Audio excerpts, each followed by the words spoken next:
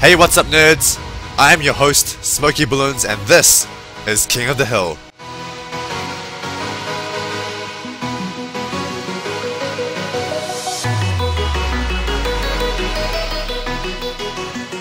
This is game number 1 between Ryan Zhu and the Dark Affliction.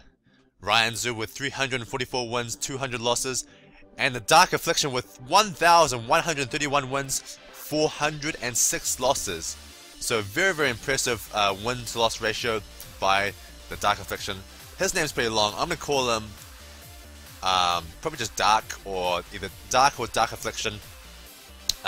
King of the Hill, Knights vs Challenger. The Knight is Ryan Zhu, the Challenger is the Dark Affliction, and the first map is on cards. So, the Dark Affliction looks like he has quite an angry Asian, maybe sumo wrestler, with very nasty fangs as his picture. So maybe he's an angry guy. The Dark Affliction starting off with a bomb tower on the right hand side, and Ryan Zhu starting off with a boomer on the left hand side. Now, King of the Hill has just changed their rule. They've just made the change. Now, ice stalling is no longer allowed. I repeat, ice stalling is no longer allowed. So basically, Ryan felt like his ice stall strategy was a bit too overpowered, and that he really felt like, I think he was really confident that if he did it perfectly, there was no way he could lose any lives on essentially every map except for Hydro Dam.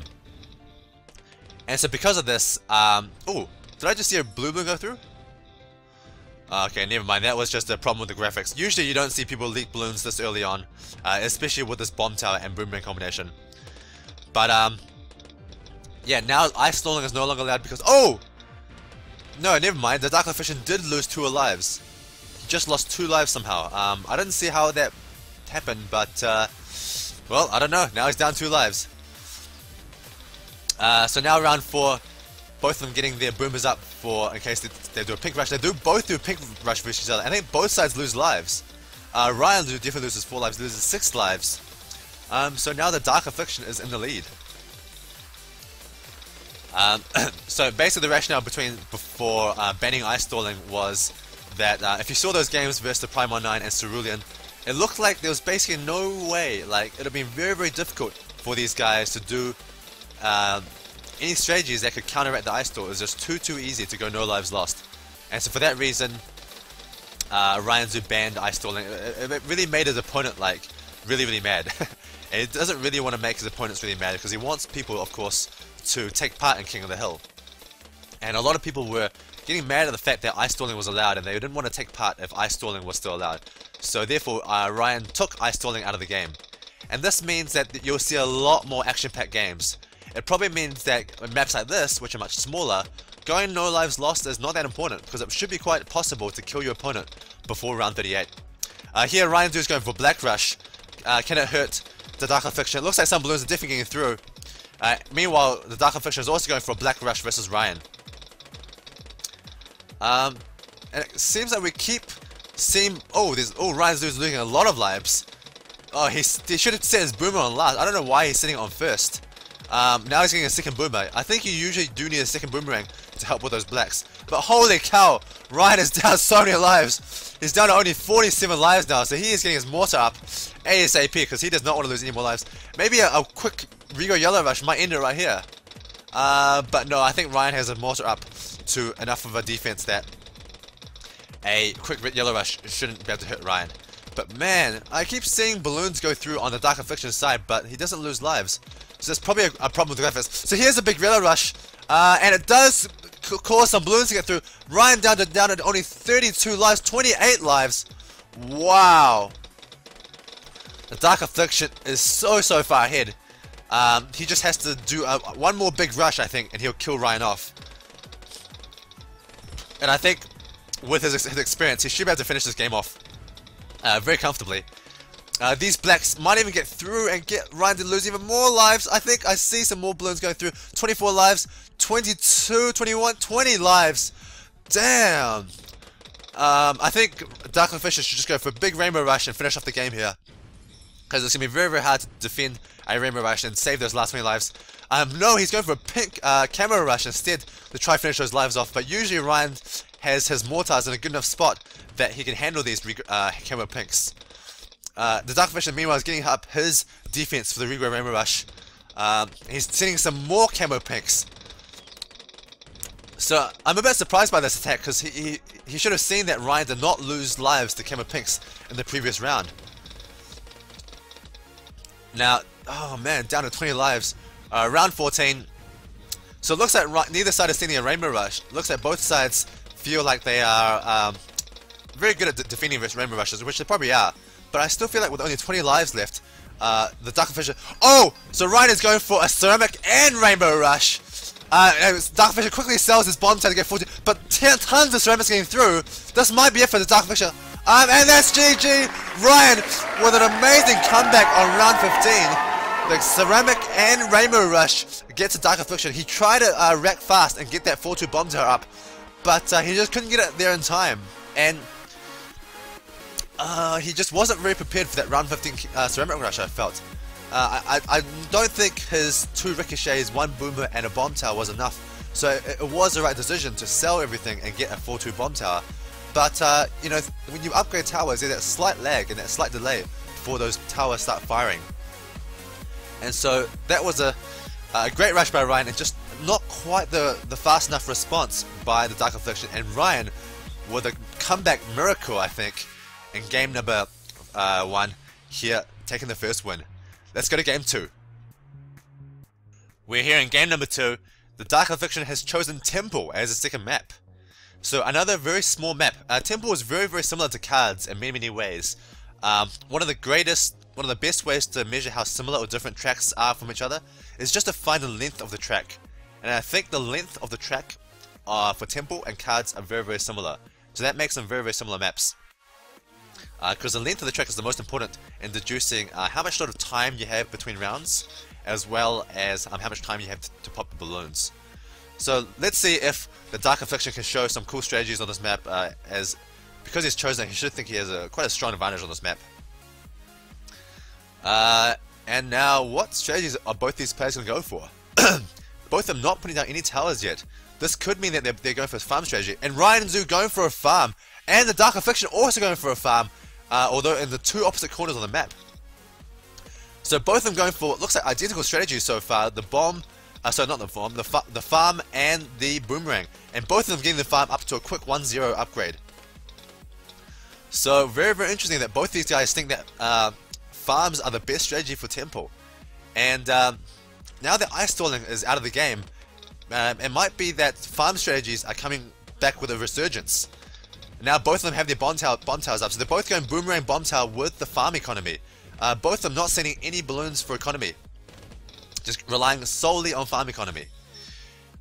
Now a slight difference here, the Dark Affliction has this boomer up to a 2-0, whereas Ryan is keeping his on a 1-0.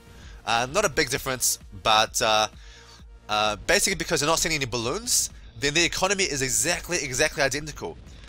You can see who's ahead or behind the economy by how fast they get their farms, but basically with both having farm economy, they have the exact same economy. Oh, these pinks might get through.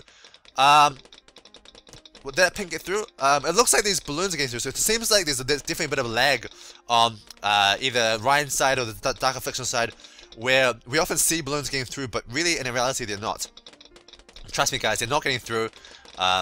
It's just the lag showing a difference with the visuals. So both of them getting their second farm down now. They're doing... Oh my god, look how identical their strategies are. They're upgrading farms like exactly the same time. They're getting the second farm at exactly the same time. So it seems like maybe these guys might have practiced together before or something. They might have prayed together before, or maybe they just both think that this is the absolute best strategy on Temple, and it may very well be the case. Dark Affliction are ahead by 1 life, but I'm not too sure how much this matters for a small map like Temple. And especially with farms, it usually means that neither player has a ground zero. So they've already shown a monkey and a bomb, and their third tower pretty much has to be a mortar or village for camo detection. Otherwise they just have no camo detection, which is you know, obviously ridiculous. So Ryan is using a quick black rush here, trying to get some lives down from the Dark Affliction. So that's a very different approach from Ryan. He still will send balloons sometimes just to get the lives down, whereas it seems that the Dark Affliction is more focused on economy. And it seems like this attack is not doing any damage to Dark Affliction at all, losing absolutely no lives, even though we see some balloons go through. Dark Affliction going up to 5 farms already, 5-1-0 farms. And whereas, meanwhile, Ryan's getting a second boomer just to be a bit safer. And now Ryan is getting his mortar up. And very interesting mortar position, putting it on the little corner here. It should be able to hit both the top row as well as most of this bend. So it's quite a good mortar position, because you can see there, when you put it on 2-2 or 2-3, the bomb is big enough that it can actually hit the whole top row. And although that doesn't influence the camo balloons that the opponent sends very much, but it does influence, like for example, round 21 or some later rounds where there's natural camo balloons that can hit quite a lot of that natural track. You can see there, all those greens turning into blues. And Ryan obviously has the 2-2 because you can see the fire coming out of the balloons after they're being hit. Now, the Dark Affliction going for a village, whereas Ryan's going for the mortar. So another difference here between the two players. I think the village is better on this map because usually one mortar can't cover all the track. You usually need 2 mortars to make sure you're completely safe. But at the same time, one mortar can keep you safe for quite a while. You certainly can't kill somebody with a huge camo pink rush, especially on round 13, 14, 15. That one mortar can keep you reasonably safe. But if you do a gigantic rush, a gigantic pink camo rush, then usually you do need a second mortar to stop against that. Now both these guys getting ready to defend against a Rerow Ranger Rush. And now both these guys have farms, and therefore they can do the... Oh, I just saw some camos get through. Yeah, so Ryan seen some camo pinks, but the Dark Affliction upgraded his village a little bit too late there. Oh, so Ryan is selling one of his farms. He's sitting a Rainbow Rush. Can the Dark Affliction defend against this? So the Dark Affliction is selling all his farms, getting a turbocharge, and he's got the 2 ricochets. And, so Dark Affliction down to 61 lives. Now, very, very interesting that Ryan did not go all the way with that rush. The Dark Affliction says 2-4 boomers are glitched. The fuck? That's true. Basically, sometimes when you get the turbocharge boomerang, sometimes they glitch up and they actually like jam up, and it doesn't work at all. So you have to be careful with using the 2-4 boomerang to stop some rushes, because they can glitch up. So that one, I think that was a fantastic play by Ryan. Look how much he's in the lead now. He's basically just sold 1 farm. He actually did a fake rush. I think that was a fake rush, a fake Rainbow Rush. His Rainbow Rush wasn't that big, and it caused the Dark Affliction to sell almost all of his farms to get like a huge defense up versus the supposed rush that was coming. But actually the rush wasn't really coming. He only sent 1 farm, he didn't sell the other farms. And so now Ryan has more farm economy. He has maybe a little bit less defense, but the farm economy is what's the most important here. And now he's got his double mortar, so now he's also safe against the Rerow Pinks.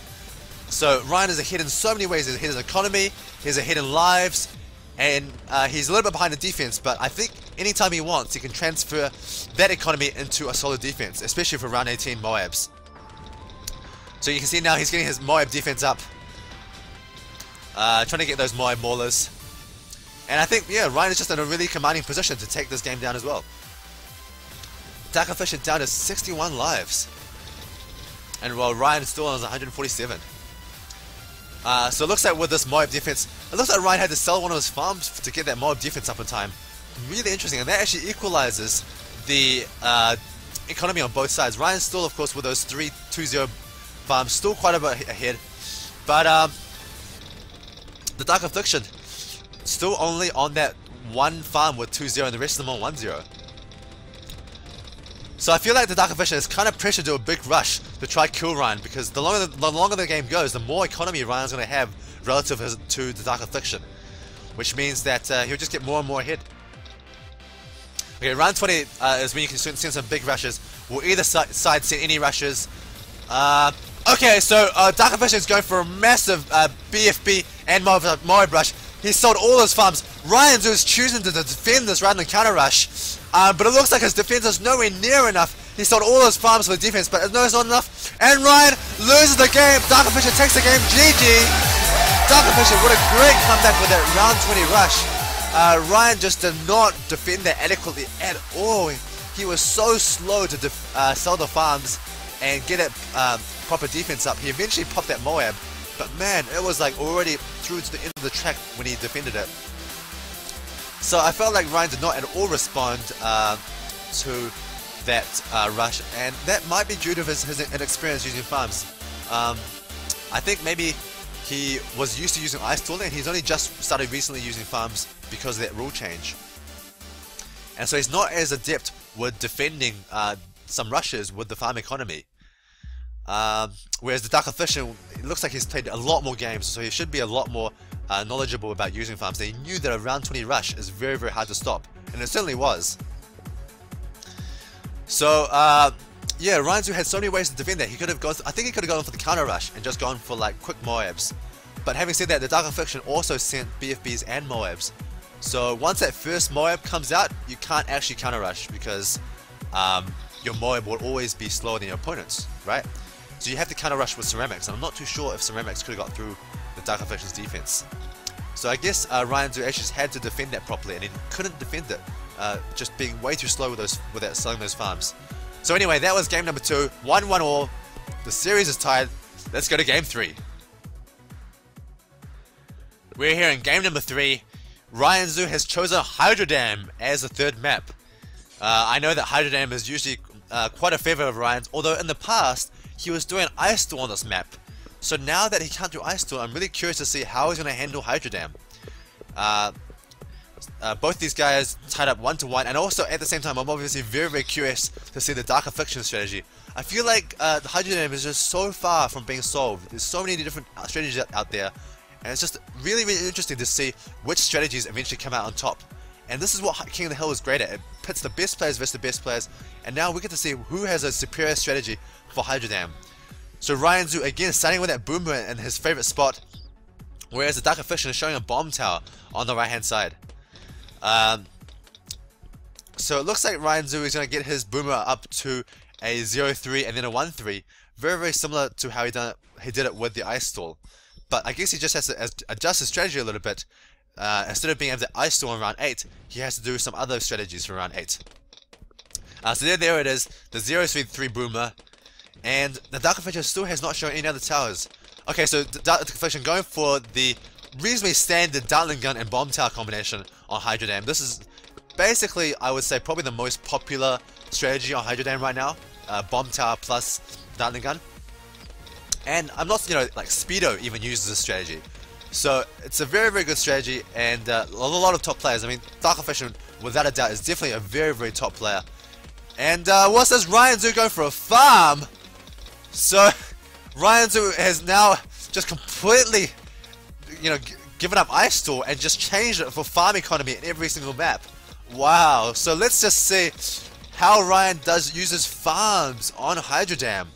Very, very interesting. Meanwhile, he's going for a pink rush against his opponent, the Dark Affliction. So it looks like, even though he's going farms, he's also not afraid to go and send those aggressive balloons if he thinks that it'll cause the Dark Affliction to lose some lives. But in the end, he gave up doing those pinks, and now he's going back to farm economy. And now Dark Affliction is showing a Boomerang as his third tower. So Ryan is just continue with the farm economy. So I'm really, really curious on what he plans to do with the farm. Usually when people go farms, they go for a big rush on round 13 or round 15, Rainbow Rush or Ceramic Rush. And I feel like that's what Ryan is probably going to do with this farm. He's just going to get a whole bunch of money from the farm economy and then sell those farms and do a big round 13 Rainbow Rush. Because the thing about farms is that they give you great economy early on. But, oh, just a bit of lag here. But towards the later rounds, they're not so good at giving economy. And now the Dark Affliction has got his Dartling Gun up to a 2-0. You need that to get rid of the blacks. And so Ryan, seeing him upgrade that, does not look like he wants to see any blacks against his opponent. Meanwhile, he's leaking a lot of lives with this black rush of the Dark Affliction. He's still leaking lives, so he probably needs maybe a bit more defense up, because I don't know if it's good for him to leak so many lives. Meanwhile, Dark Affliction getting his Boomer up to a 2-0, just for a little bit of extra support. Ryan Zhu still continue to leak lives and still going with the farm economy. So he's going batshit crazy with the farms, getting 3 farms. This usually means that Ryan thinks he can get all 3 farms up to a 2-0. Now hold on a sec. Okay, so I was a bit worried there for both players, and as they didn't have their ricochets up. You really need your ricochets for round 8 on Hydro Dam, because a Rigo Yellow Rush is just so powerful, and basically a ricochet is the only way to stop a Rigo Yellow Rush on this map. On other maps, especially with maps with huge bends, you can use a mortar, and that works just as well. But on this map, the mortar is not so good, and so usually the ricochet is a lot better for this map. And both of them understand this, and both of them got their ricochet up just in time for round 8. So both these guys obviously very good at playing Hydro Dam. And there it is, you can see here, Ryan getting 3 2-0 farms for Hydro Dam. Wow, that must be so much economy, and much more than his opponent. Look at all those bananas that are coming out of these farms. And now Ryan gets a mortar up for his Camo Addiction. And that's also a very interesting place to put his mortar. He's not putting it at the end, sorry, at the start, he's putting it at the end. Round 13 camos. So the Dark Vision is going for a huge camo rush. Let's see how good Ryan's mortar spot is. It's not that good, to be honest. It's leaked a lot of lives. And actually, this camo rush might just finish him off. Ryan's trying to get a second mortar up, but no, that's the game. GG. Ryan's mortar spot was just not good enough to stop those camo picks. And that huge pink camo rush was enough to kill Ryan. And actually, I noticed just at the end there that Darkfish actually sold all of his towers to do that pink rush. So he was going completely all in with that pink rush, because if you don't have any towers, you can't really defend. But it was the right call. He managed to get Ryan to lose those last 20 lives and take the game there. It's a great decision making by the Dark Affliction. Now he goes up 2-1. Let's go to game 4 to see if he'll take out the series, or if Ryan can come back and win the last 2 games to win the last series 3-2. Game number 4 coming up. We're here in game number 4. Ryan Zhu has chosen Rally as the 4th map. So it's really interesting that this series we played the 3 smallest maps quickly, like instantly off the bat. Both of these players actually choosing the small maps. Yeah, the Dark Affliction, when he lost on Kazi, chose Temple, and then Ryan, when he lost on Temple, chose Hydro Dam. So both of them seems to really like the small maps. But now that the small maps are used up, now we have to start using these bigger maps, and the strategy is completely different from the big maps, I think, compared to the small maps. In the small maps, it's all about killing your opponent, but in the big maps, it's all about going no lives lost. From my experience watching the King of the Hill so far, I really think this is sort of what you need to do to win King of the Hill. It's that, like, these big maps like Rally, Park, Plutonium Mines, it's really possible to go no lives lost, and as long as you can cause your opponent to lose 1 life, that's often enough, and that's often enough to win you the game. So let's see, both of them going for Bomb Tower, Boomerang, and I am pretty confident by now, having seen every single top player in Bloons Tower Defense Battles going for Boomerang and Bomb Tower, that it really is the #1 like best strategy for just period for every single map, small maps, big maps, every map. And oh! Darkfish just lost some lives. That might be it, guys. That might just be the GG right there. Darkfish are losing 2 lives, so that's really huge, guys. For a big map like that, that's really huge. That could be the deciding point right just then. And now, if Ryan can go no lives lost for the rest of the match, then he does get an advantage. Oh, this pink rush might cause Darkfish to lose some more lives. I see some balloons going through. Yep, there it is, Dark Vision losing even more lives. Ryan Zhu says gotcha. So Ryan's obviously very happy about getting the Dark Vision down by 6 lives, because now you can't just sneak 1 or 2 balloons past Ryan. You have to do quite a big rush to make Ryan losing your lives. And I know that if anyone's ever thought about King of the Hill as you know, sorry, let me just say that again. Ryan Zhu has thought more about King of the Hill than anyone else, since he is the creator of this tournament. And I'm sure he's thought about how to go no lives lost on these big maps. I think maybe sPedo. I'm trying to say that a lot of other players are really good at Bloons TD Defense Battles, but they're not quite as used to King of the Hill rules as Ryan is. So I feel like maybe Ryan is the best player in the world at playing no lives lost on these big maps, because he's been thinking about you know, this is what you need to do to win these big maps. And he's just shown right here. He's going for the attacks that you need to cause your opponent to lose some lives. And in the meantime, he's getting the necessary defense up so that he can go no lives lost. And let's see. I'm pretty confident that Ryan can go completely no lives lost on this map. But let's have a look. This black rush by the Dark Afition is trying to cause Ryan to lose some lives, but so far no lives lost. Sometimes, depending on how much Ryan lags, you can get him to lose some lives with black rushes. But oh, some balloons didn't quite get through there. And in the meantime, Ryan just going for a pure green economy. So this is almost like a desperation attack now. I mean, okay, now, oh, some balloons might get through. No. So now Dark Afition, seeing those blacks not doing any damage to Ryan, is going back to green economy. And there it is, Ryan getting a ricochet just in time for round 8, so he's completely safe against any sort of yellow rush. And the Dark Afition also getting his ricochet up for round 8. So at the moment, I would like to let you guys know that although I'm commentating this video pretty much straight after these games are played, usually it takes a while before Super John Bombo uploads them to his channel. He likes to keep a 3 to 4 video delay, not delay, but like a buffer. Likes to keep a 3 to 4 video buffer so that way he can consistently release these videos once or twice a week. I think that's being established as twice a week now, and so whatever you see is usually 1 to 2 weeks behind. Probably more like maybe even 2 to 3 weeks behind. And that's just, you know, things take time. You know, these games have to be played, and then I have to commentate them, and then I have to edit them. Hold on a sec. Big pink rush here by Dark Afition on round 12, but absolutely no damage done to Ryan. His mortar spot is perfect. It's a perfect mortar spot. Absolutely no camo pink's gonna get through. And I didn't even see. Sorry guys, I didn't see how the Dark Afition lost even more lives. He lost 3 more lives somehow. Sorry guys, I was just rambling on about King of the Hill. But yeah, just to let you guys know that if you are updated with the King of the Hill thread, you often see these results, you know, being updated. But it takes a while for these videos to come out. So I just want to let you guys know that, you know, don't worry too much if you see the thread say something but the video say something else. It just means that the video is just 2 or 3 weeks behind. That's all that means. The video is 2 or 3 weeks behind. Okay, round 15, Ceramic Rush. I think Dark Afition maybe should go for a Ceramic Rush. Hard to say. It's really hard to get past a 4-2 bomb tower with ceramics. Meanwhile, he has his own 4-0 bomb tower for the ceramics as well. So both these guys, it's really what really interests me at the moment is that both these guys, their strategies are so similar.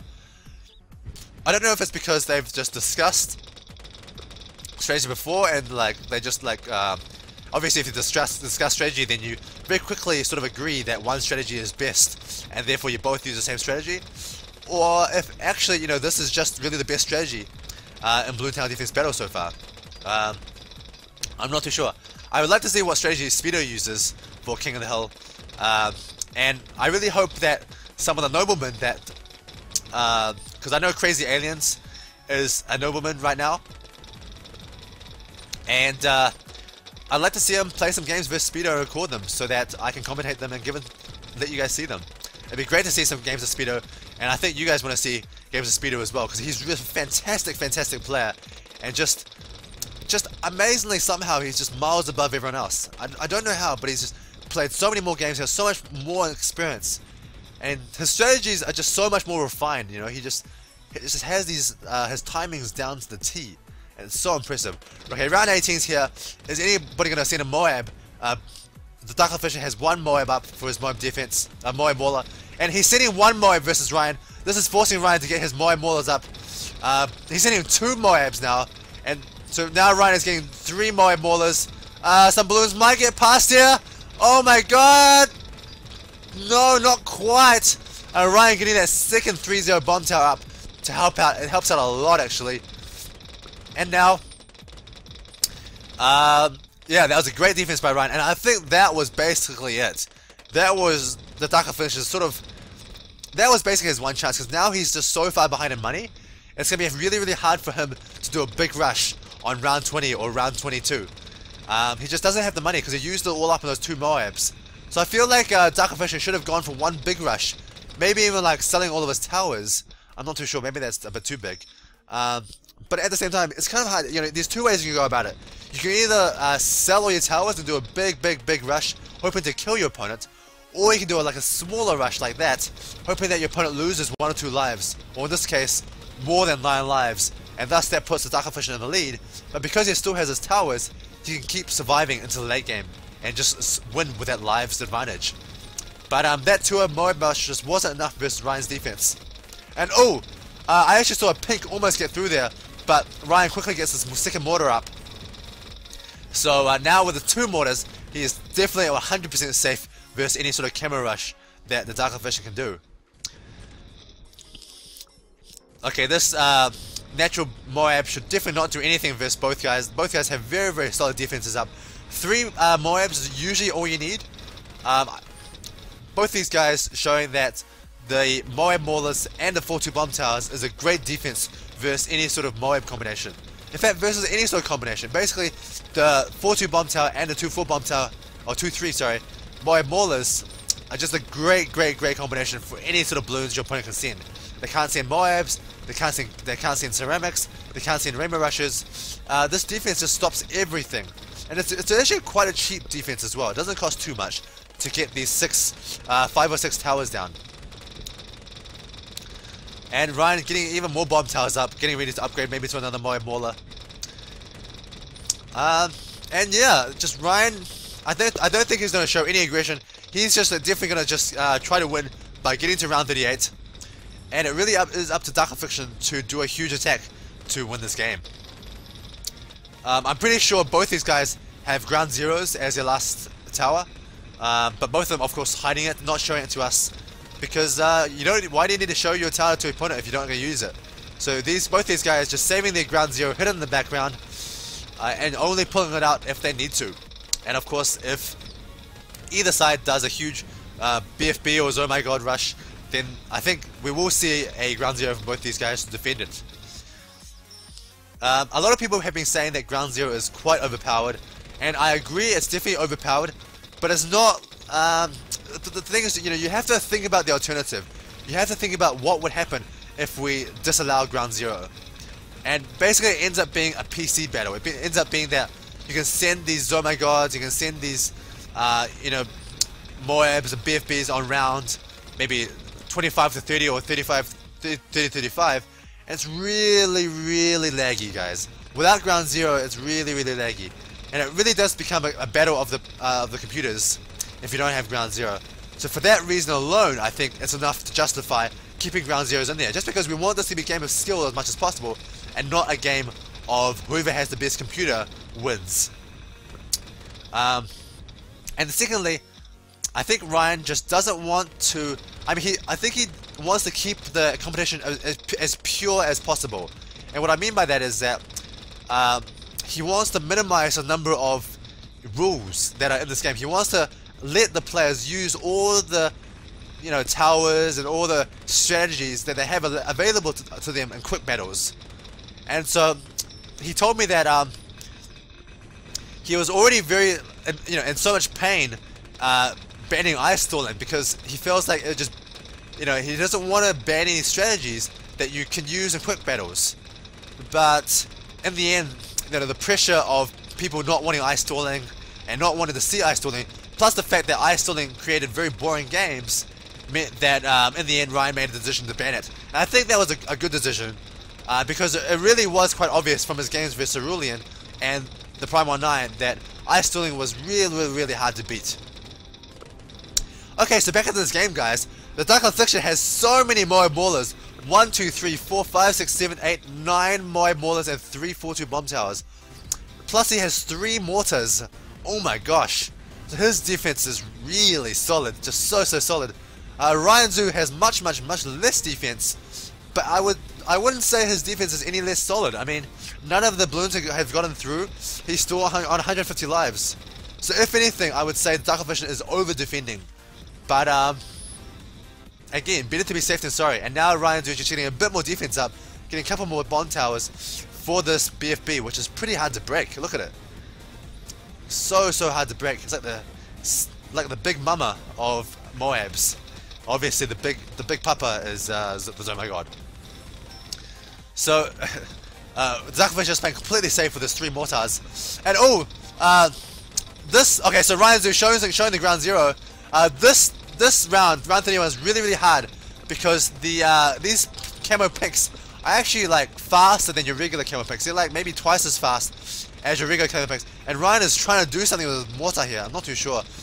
Okay, so Ryan has upgraded his mortar to a 2-4, and that means it's pretty much completely safe versus camo picks because the 2-4 mortar shoots just much faster. I think it shoots 3 times as fast as the regular mortar, and that means that these camo balloons are definitely not going to get through at all.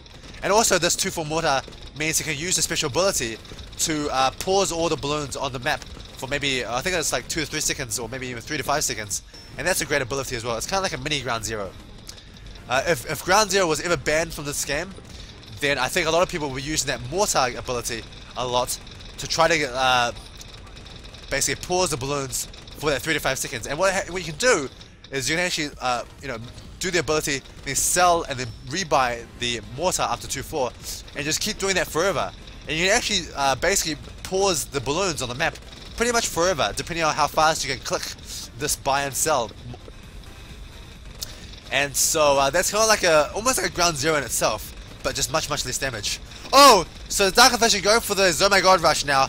This is basically his last hurrah. Ryan Zhu is showing perfect defense this whole time, getting a perfect balance of defense and economy. So it's not just about how good your defense is, guys. It's about getting defense and economy so that you can defend now as well as later. And now this 3 Oh my god rush by the Darkfish. Let's see if it does any damage to Ryan. I don't think it will, just because Ryan has shown his ground zero.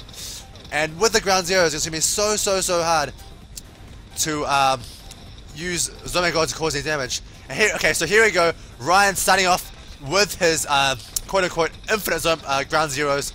Just ground zero, buy, sell, ground zero, buy, sell, ground zero, buy, sell.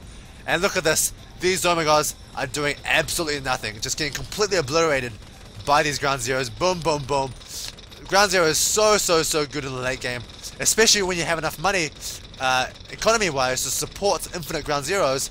It becomes really hard to kill your opponent. Okay, so I think that's pretty much GG right there. Darkfish has used up all his money, and I did not see how that happened. I guess those camo balloons just got through the Darkfish's defense. Okay, so sometimes again balloons go through and we don't get to see it on screen because there is that lag. But yeah, victory for Ryan Zhu in game number 4. GG. That ties the series up 2-2. Wow, 2-2 here. So now it's up to the Darkfish to choose the last map. I guess he has a bit of advantage because he gets to choose the last map, and this is the deciding map. It could be a draw. If it is a draw, then we continue on with the series. But if it's not a draw and either side wins, then that is it. Ryan Zhu, can he protect the king as fulfilling his duty as a knight, protecting the king from the challenges? Or does the Darkfish beat Ryan in the last set and earn the spot of Nobleman? Let's go to game 5 to find out. Game number 5, the deciding game between the Darkfish and Ryan Zhu. The Darkfish choosing Plutonium Mines as the last map. Very interesting. He's chosen another big map. Very similar to like Rally. And I think it's very possible that this last map might be a draw, in which case we will go on to more and more maps. There's still Yin Yang to be played, and one other map, I'm not too sure, which hasn't been played in the series. And so if it is a draw here, then it will be 2-2, and we just continue on with more maps and become sudden death. But that might not happen. Maybe one of these guys will take it out right here, although it's very unlikely, I think, as both players should be very good on these big maps. They should not lose any lives on these big maps. So, Darkfish going with the cannon and boomer, and Ryan Zhu also going with the cannon and boomer, but the only difference is that they have different boomerang placement. The cannon is exactly the same placement. So very interesting that we'll see which boomerang spot is better. The Darkfish, I like his spot because he puts it on last and it hooks around. And the great thing about his spot is that his boomerang is always hooking into the balloons. It hooks into the balloons, whereas Ryan is always hooking sort of away from the balloons. And usually hooking into the balloons is better. But I think Ryan's spot is also very good because it hits so many different lanes. And it does catch those balloons when they get to the end there. But I think both spots overall are pretty good. Oh, Ryan Zhu almost losing a balloon there, but not quite. And both of them playing very, very safe, getting that 2-3 boomer up before round 4. And the Dark Efficient going off with the pink rush here. I think Ryan should be fine. And yep, so Dark Efficient sensing that these pinks are not going to do any damage, goes straight back into blue economy balloons. Now both these guys are getting a second boomer, they're going to be completely safe. Usually you don't need the second boomerang, but just in case some pinks might get past. And a third boomerang by the Dark Affliction. So he does not want to leak any lives whatsoever. Wow, he's playing so safe. And Ryan also playing very, very safe with that additional boomer as well. So both these guys recognizing that they can't do any damage to each other and going back to blue economy balloons. So basically with the big maps, as I said before, all you need is to hurt your opponent for 1 life. And then it's quite doable to go the rest of the game, no lives lost. And that's how you win at King of the Hill.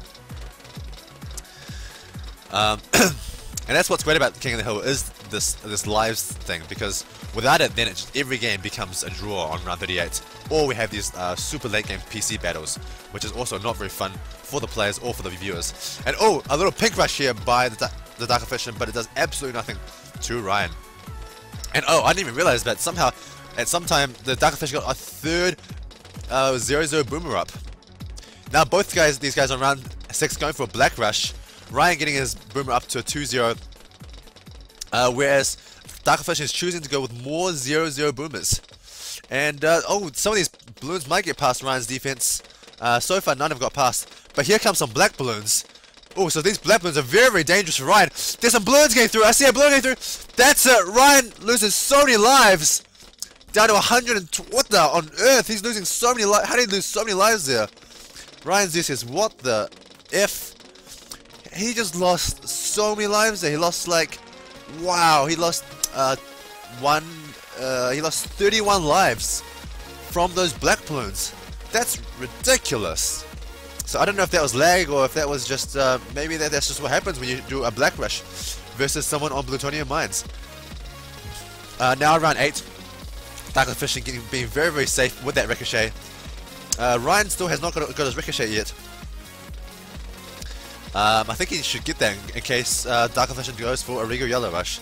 But really, you know, even though he's sending some yellows and some blacks, he doesn't need to send any more attacking balloons. He is so far in the lead that he's completely set. He can just get to the round 38 and win the game that way. And now, yeah, he just needs to play very, very safe and make sure he doesn't leak any lives. And meanwhile, he's still doing some attacks. He's doing some yellow economy balloons, but he's also sending some white balloons to attack Ryan. And you know, if they're not costing him any economy, then I don't see anything wrong with this. Oh, some more balloons might even get through.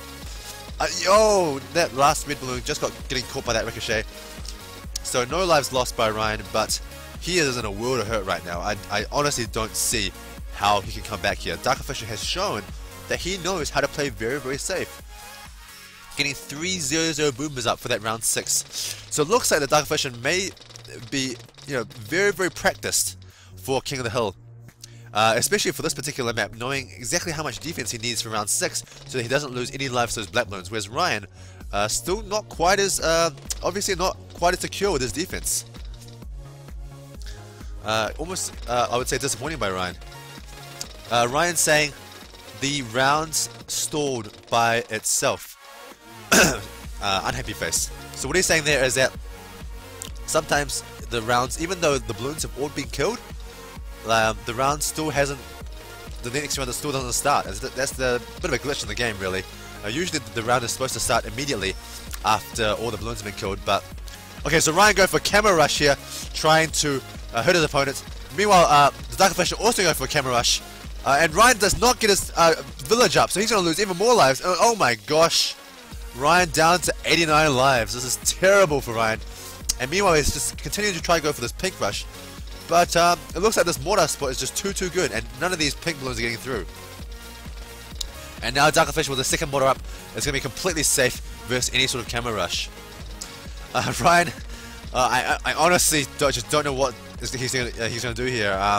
Look at this, Darkfish getting 2 ricochets and a 3-0 boomer. He is so safe versus any rush that Ryan can do. So now Darkfish is feeling safe enough to go back to economy balloons. He's going for some black economy.